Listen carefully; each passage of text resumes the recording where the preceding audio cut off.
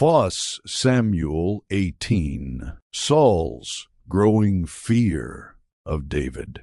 After David had finished talking with Saul, Jonathan became one in spirit with David, and he loved him as himself. From that day Saul kept David with him, and did not let him return home to his family. And Jonathan made a covenant with David, because he loved him as himself. Jonathan took off the robe he was wearing and gave it to David, along with his tunic, and even his sword, his bow, and his belt, whatever mission Saul sent him on. David was so successful that Saul gave him a high rank in the army. This pleased all the troops, and Saul's officers as well. When the men were returning home after David had killed the Philistine, the women came out from all the towns of Israel to meet King Saul with singing and dancing, with joyful songs and with timbrels and lyres. As they danced, they sang, "Saul has slain his thousands, and David his tens of thousands." Saul was very angry. This refrain displeased him greatly. "They have credited David with tens of thousands," he thought, "but me with only thousands. What more can he get but the kingdom?" And from that time on Saul kept a close eye on David. The next day an evil spirit from God came forcefully on Saul. He was prophesying in his house, while David was playing the lyre, as he usually did.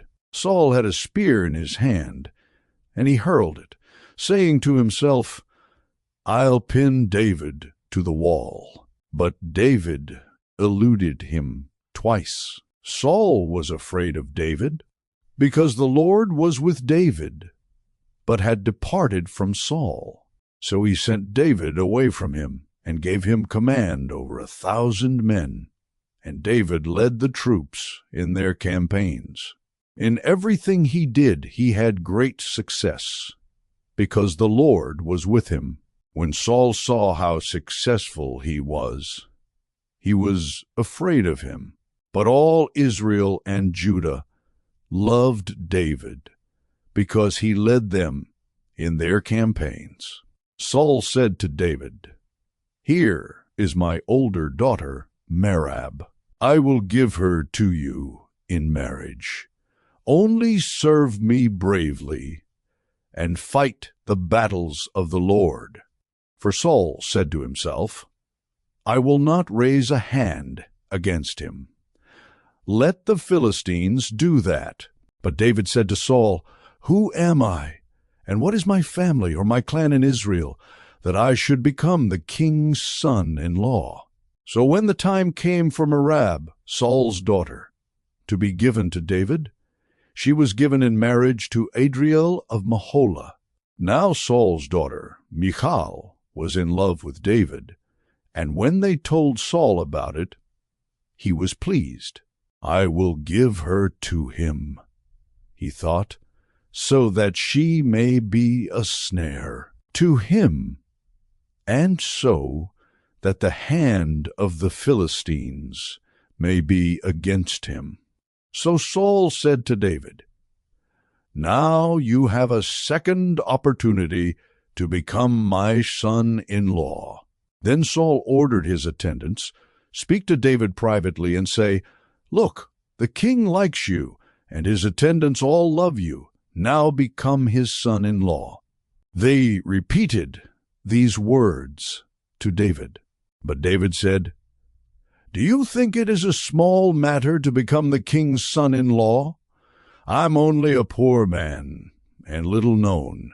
When Saul's servants told him what David had said, Saul replied, "Say to David, 'The king wants no other price for the bride than 100 Philistine foreskins, to take revenge on his enemies.'" Saul's plan was to have David fall by the hands of the Philistines. When the attendants told David these things, he was pleased to become the king's son-in-law. So before the allotted time elapsed, David took his men with him and went out and killed 200 Philistines and brought back their foreskins. They counted out the full number to the king, so that David might become the king's son-in-law. Then Saul gave him his daughter Michal in marriage.